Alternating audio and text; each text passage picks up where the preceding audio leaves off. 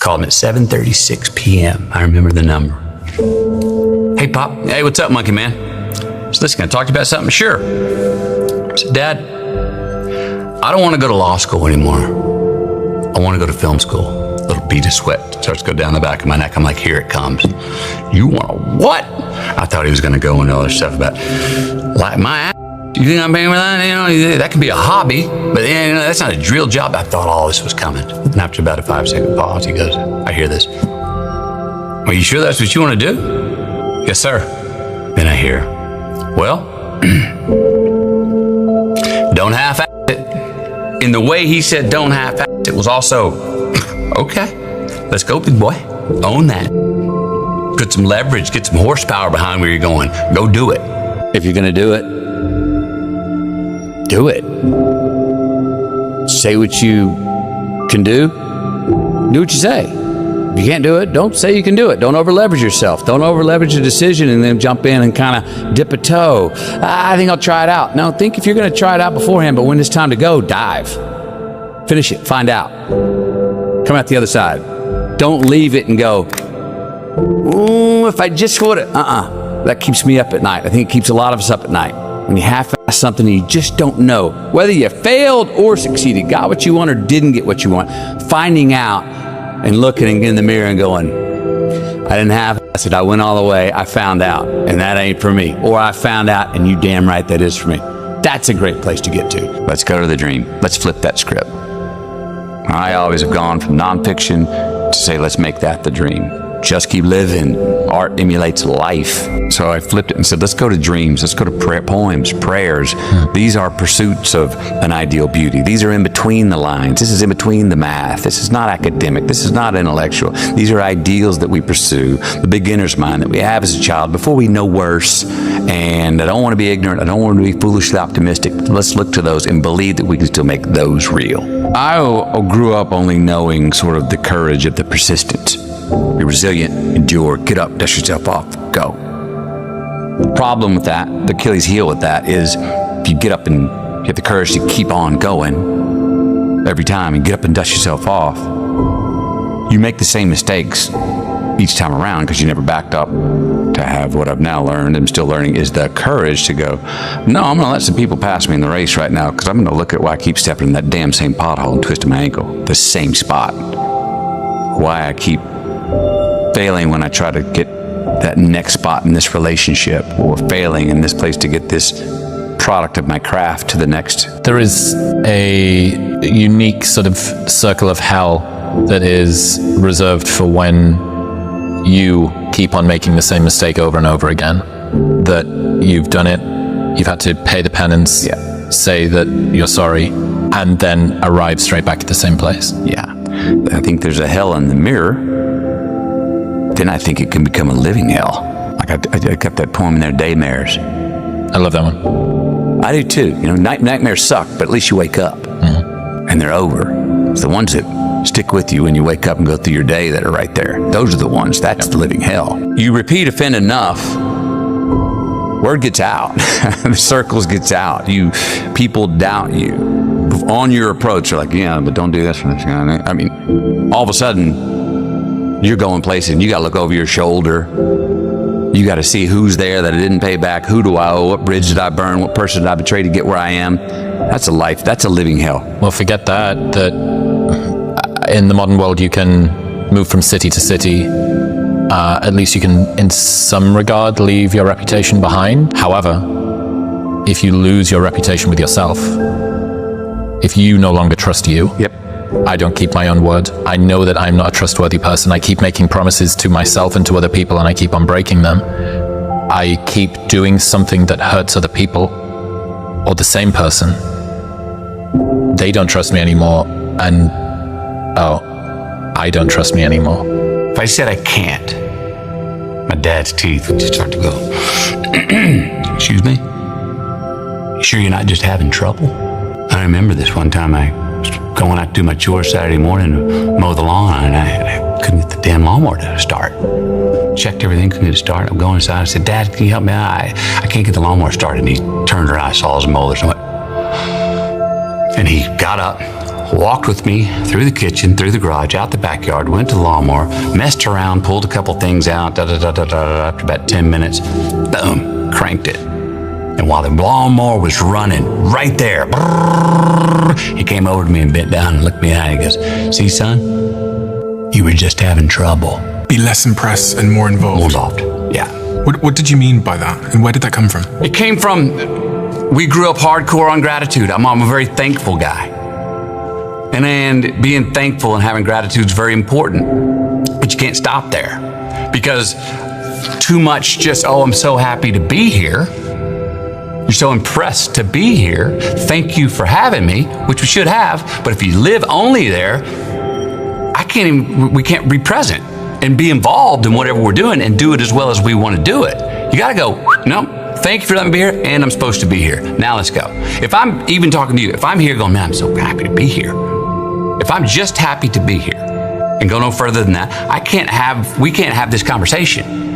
I won't be there yet. I can't be grounded enough to have it right here. I'd be like, I'd anticipate my thoughts. I'd, say something that is only the pretty stuff and not the ugly stuff, or, oh, don't want to be me. So to be involved allowed me to be more honest and have more courage. When we're involved, we're more honest and have more courage to do what we're fashioned to do. Life was nothing but green lights, and we didn't have yellows and reds, things that make us pause, hardships, crises, times for introspection.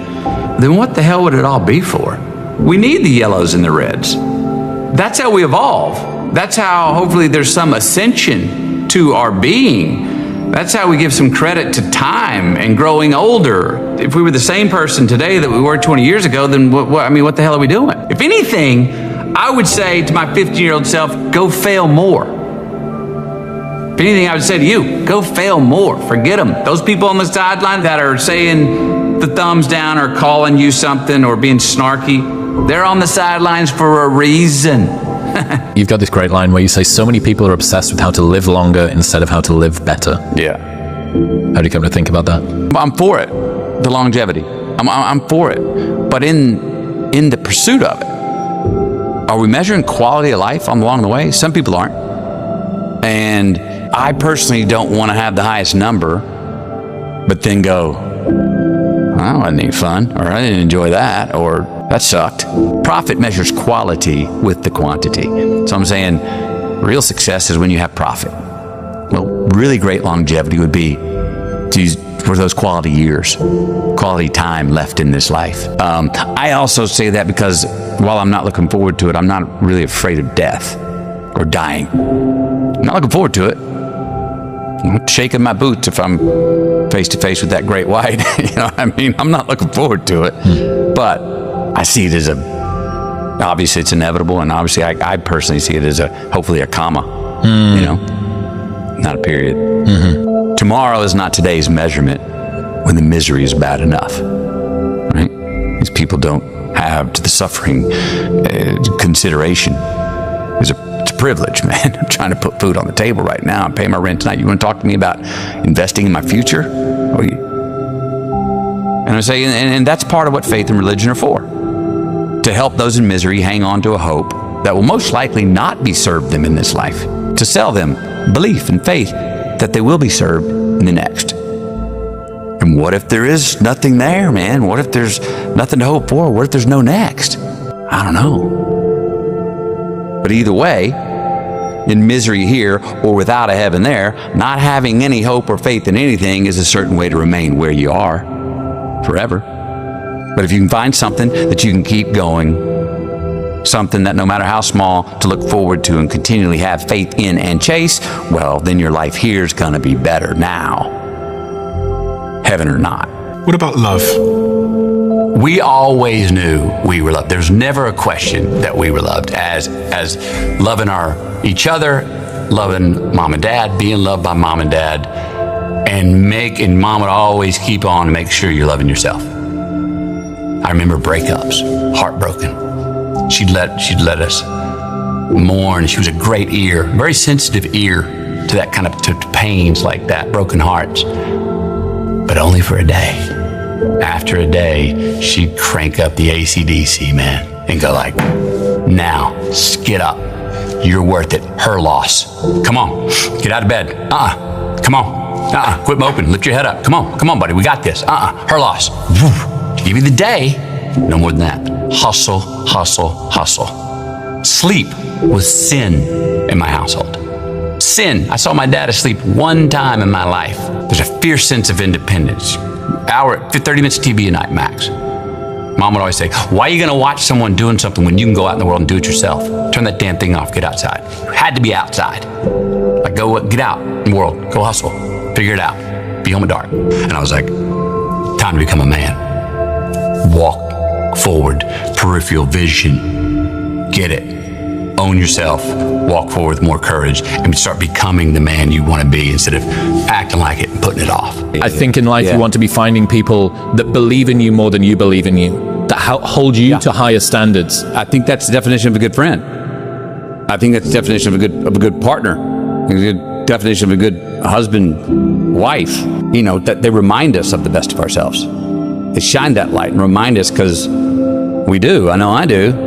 It gets put the blinds on it, and I don't see it. What do you wish more people knew about the price of success in life? Success has taken on different definitions over time. It used to have to do with integrity. But that actually, I think, was a word that was in the definition in 1901 or 11. And now, money, fame, that's your definition of success. So it seems to be that, and it always has been to some extent, whoever has more is the most successful. More access, more money, you're the winner. I'm not saying it's a race to the red light, but I am saying the fourth quarter of that being your goal, the residuals decline on quality of life. I've met many more very rich men who've chased that dollar to be successful and to be relevant for having the most money, that the last 15, 20, even younger years were bewildered, lost, had no relationships, didn't have purpose. Chasing the dollar, they just did it.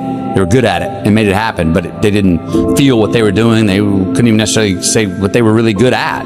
Just good deal makers or made the right calls in certain mathematics. But that's definition.